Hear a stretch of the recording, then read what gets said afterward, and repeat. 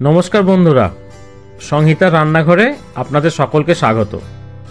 আমরা আবারও একটা ট্রাভেল ব্লগ নিয়ে চলে এসেছি কলকাতা থেকে দার্জিলিং।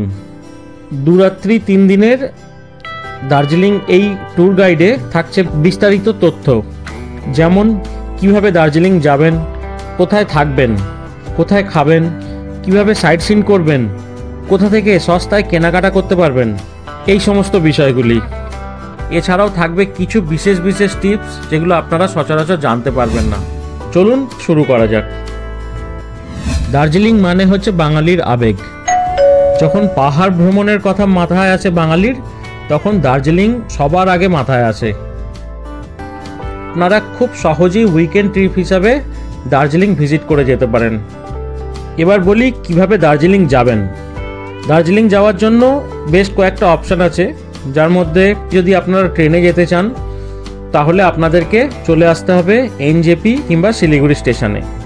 হাওড়া এবং শিয়ালদা স্টেশন থেকে বেশ কিছু ট্রেন ছাড়ে, যেগুলো আপনাকে এনজেপি বা শিলিগুড়ি পৌঁছে দিতে পারে এবং খুব সকালেই এই ট্রেনগুলো পৌঁছে দেয়।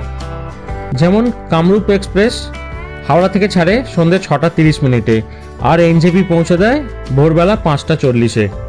উত্তরবঙ্গ এক্সপ্রেস যেটা শিয়ালদা থেকে ছাড়ে সন্ধ্যে 7টা 40 মিনিটে আর এনজেপি স্টেশন পৌঁছে দেয় 6টা 35 মিনিটে সকালে। ঠিক সেই রকমই আছে কাঞ্চনকন্যা এক্সপ্রেস, যেটা শিয়ালদা থেকে ছাড়ে রাত্রির 8টা 35 মিনিটে আর শিলিগুড়ি জংশনে আপনাকে পৌঁছে দেবে সকাল 8টায়। দার্জিলিং মেল শিয়ালদা থেকে ছাড়ে রাত্রির 10টা 5-এ আর এনজেপিতে পৌঁছে দেয় সকাল 8টা 15 মিনিটে। এছাড়াও আছে বিভিন্ন ট্রেন, যেমন পদাতিক এক্সপ্রেস, আরও বেশ কিছু ট্রেন আছে, তো আপনারা এই অপশানগুলো দেখতে পারেন। ট্রেন ছাড়া আমাদের বিভিন্ন রকম বাসও আছে। কলকাতার ধর্মতলা থেকে আপনারা এসি, নন এসি, ভলভো বিভিন্ন রকমের বাস পেতে পারেন। শিলিগুড়ি যাবার বাস আপনারা অনলাইনে রেড বাস বা গোয়াইবুবো থেকে আপনারা ইজিলি এটা বুক করে নিতে পারেন। এছাড়াও আর একটা অপশান আছে, কলকাতা থেকে বাগডোগরা আপনারা ফ্লাইটে যেতে পারেন, তবে সেটা কস্ট এফেক্টিভ হয় না, একটু কস্টলি হয়ে যায়। যদি আপনারা এনজেপি স্টেশনে নামেন তাহলে এনজেপি স্টেশনের বাইরে প্রচুর গাড়ি দাঁড়িয়ে থাকে, যেগুলো আপনারা বুক করে নিতে পারেন। আপনারা রিজার্ভ করেও যেতে পারেন অথবা আপনারা অন্য কারোর সাথে শেয়ার করেও যেতে পারেন। এনজেপি থেকে দার্জিলিং যদি আপনারা গাড়ি রিজার্ভ করে যান তাহলে ছোট গাড়ি জেনারেলি 2 থেকে 2,500 টাকার মতো চার্জ করে, আর বড় গাড়ি 10 সিটার গাড়ি সেগুলো আপনার ওই 3.5 থেকে 4,000 টাকা মতো চার্জ করে। এছাড়াও আরও একটা খুব ভালো অপশান আছে, যদি আপনারা শিলিগুড়ি তেনজিং নর্গে বাস টার্মিনালে চলে যান, সেখান থেকে আপনারা বাসেও যেতে পারেন। যদি আপনারা কিছুটা প্রাইস সেভ করতে চান সেক্ষেত্রে আপনাদের ভাড়া লাগবে মাত্র 105 টাকা। সবার শেষ অপশান এনজেপি স্টেশন থেকে দার্জিলিং যাওয়ার জন্য ঐতিহ্যবাহী বিখ্যাত টয় ট্রেন। এখানে 2 রকম টয় ট্রেন থাকে, একটা হচ্ছে স্টিম আর একটা হচ্ছে ডিজেল। তবে সেক্ষেত্রে আপনারা অনলাইনে আগে থেকে টিকিট বুক করে নিতে পারেন, নিয়ে এই সফরের মজা নিতে পারেন। এই ট্রেনে 2টো কোচ থাকে, একটা হচ্ছে এসি আর একটা নন এসি। এসি কোচের ভাড়া হচ্ছে 1500, নন এসি কোচের ভাড়া হচ্ছে 1400। বাই দ্য ওয়ে, আমরা কিন্তু এনজেপি থেকে প্রাইভেট গাড়ি করে নিয়েছিলাম। এখানে আপনারা 4,000 টাকা যে গাড়িটা, সেটা কিন্তু আপনাদেরকে সাইট সিন করতে করতে নিয়ে যাবে। যেমন মিরিক পড়বে, তারপরে হচ্ছে পশুপতি মার্কেট পড়বে নেপাল বর্ডার ক্রস করে, তো আপনারা কিছুক্ষণের জন্য সেখান থেকেও গিয়ে কিছু শপিং করতে পারেন।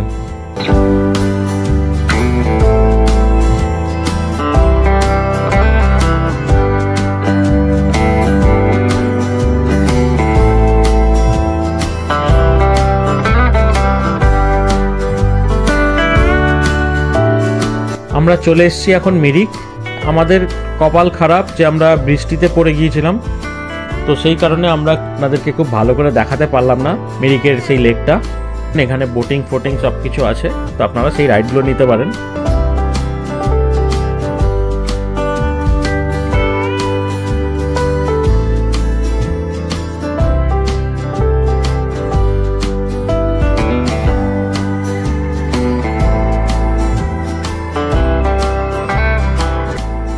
আমরা চলে এসেছি পশুপতি মার্কেট।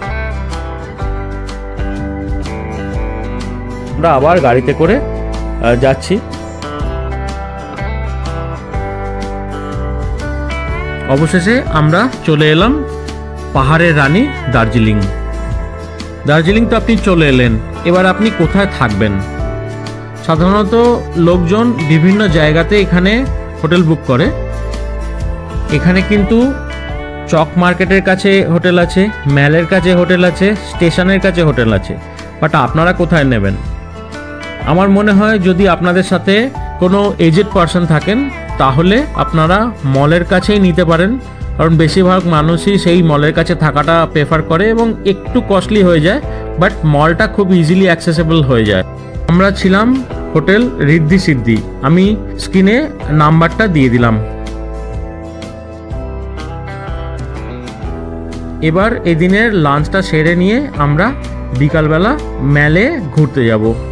পিছনেই আছে মহাকাল মন্দির, ম্যালের মার্কেট, যেখান থেকে খুব সস্তায় আপনারা কিছু শপিং টপিং করে নিতে পারবেন। চক মার্কেটেও কিন্তু খুব সস্তায় খুব ভালো ভালো জিনিস পাওয়া যায়, বাট বৃহস্পতিবার এটা বন্ধ থাকে। আর এখানে বসে আপনাদের সুন্দর সময় অতিবাহিত হয়ে যাবে। পরের দিন ভোরবেলা খুব আর্লি মর্নিংয়ে আপনাদের ঘুম থেকে উঠতে হবে। গাড়ি আগে থেকেই বুক করে রাখবেন, পারলে হোটেলের সাথেই কথা বলে নেবেন গাড়ি বুক করার জন্য। আমি দিয়ে দেবো যে ড্রাইভারের সাথে আমরা গিয়েছিলাম, ছেলেটা খুব ভালো ছেলে। তো এখানে একটা ছোট টিপস দিয়ে রাখি, যদি এজেড পারসন আপনাদের সাথে থাকেন তাহলে আপনারা কিন্তু 3:30-র সময় গাড়ি ছাড়তে, তাতে সুবিধা হবে কি আপনাদের গাড়িটা টাইগার হিলের চূড়ায় পৌঁছে যাবে। এখান থেকে আপনারা সানরাইজ দেখে নিতে পারবেন, খুব মনোরম দৃশ্য। এইখান থেকে কাঞ্চনজঙ্ঘায় যে সূর্যের আলোটা পড়ে সেটা দেখার একটা সত্যি আলাদা ফিলিংস। উপরেই এখানে লোকাল কিছু ম্যাডাম আছেন যেনারা চাটা নিয়ে উপরেই ব্যবস্থা করে রাখেন, তো আপনারা ওনাদের থেকে চা খেতে পারেন। চা খেয়েই ওনাদেরকে কাপগুলো দিয়ে দিতে হয়। আমরা এখানে চা খেয়েছিলাম, একটু কস্টলি, বাট ওই চরম ঠান্ডায় ওনারা যেভাবে কষ্ট করে আসছেন তাতে আপনার মনে হবে যে এটা খুব একটা কস্টলি নয়। এরপরে আপনারা সানরাইজ দেখে চলে যাবেন লোকাল সাইট সিইংয়ের জন্য।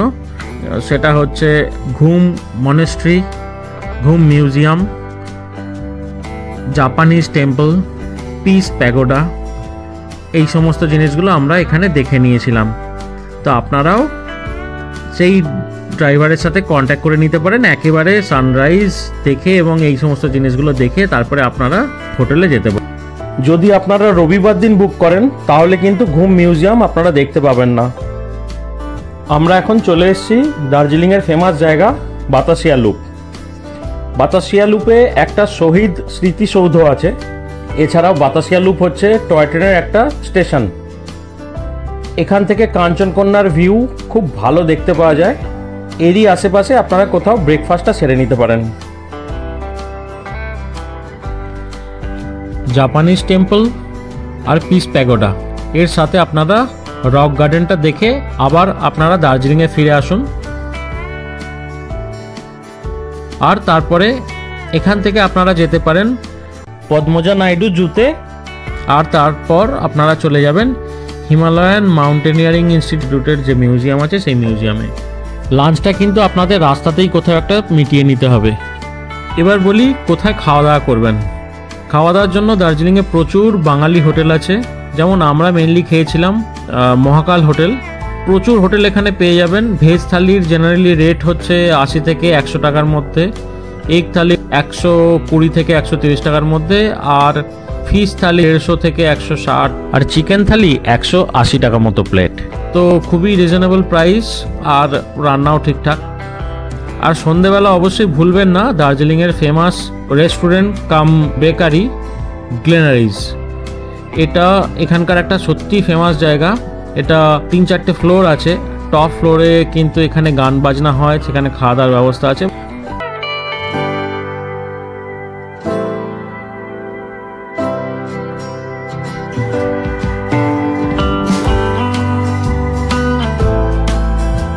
ম্যাল রোডের পাশেও কিন্তু আপনারা প্রচুর গাড়ি পেয়ে যাবেন। হোটেল থেকে বুক করলে একটু কস্টলি হবে, বাট এখান থেকে বুক করলে আপনাদের সেই টাকাটাও বেঁচে যাবে। তো এখান থেকে আপনারা গাড়ি বুক করে নিয়ে 3 পয়েন্ট, 5 পয়েন্ট, 7 পয়েন্ট বিভিন্ন রকম পয়েন্টস আছে, প্লাস রক গার্ডেন আলাদা করে করতে হয়। তো এগুলো আপনারা ঘুরে নিতে পারেন। তা আমরা যেমন করে নিয়েছিলাম লামাহাটা, তাকদা, তিনচুলে, অর্কিড গার্ডেন, বেশ কিছু এরকম পয়েন্ট আমরা ঘুরে নিয়েছিলাম। লোকাল সাইট সিইংয়ের জন্য মোটামুটি আপনার থেকে 2 থেকে 3,000 টাকার মধ্যে প্রাইসটা ভ্যারি করে সিজন ওয়াইজ, তো আপনারা সেইভাবে বুক করতে পারেন।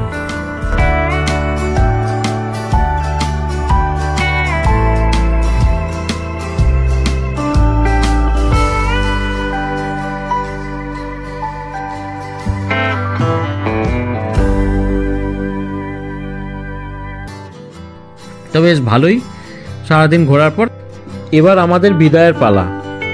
ফেরার সময় আপনারা লোকাল সাইট সিইং কিছু দেখতে দেখতে যেতে পারেন, সেগুলো দেখে আপনারা সোজা শিলিগুড়ি স্টেশনে চলে আসুন, যেখানে আপনারা কাঞ্চনকন্যা মেলে আবার কলকাতায় ফিরে চলে আসুন। ভিডিওটি যদি ভালো লেগে থাকে তাহলে অবশ্যই একটা লাইক দেবেন, আর আমাদের চ্যানেলে যদি নতুন বন্ধু হন তাহলে চ্যানেলটা সাবস্ক্রাইব করবার অনুরোধ রইল। পাশে থাকা বেল আইকনটা অবশ্যই প্রেস করবেন। আজকের মতো এই পর্যন্ত, ধন্যবাদ।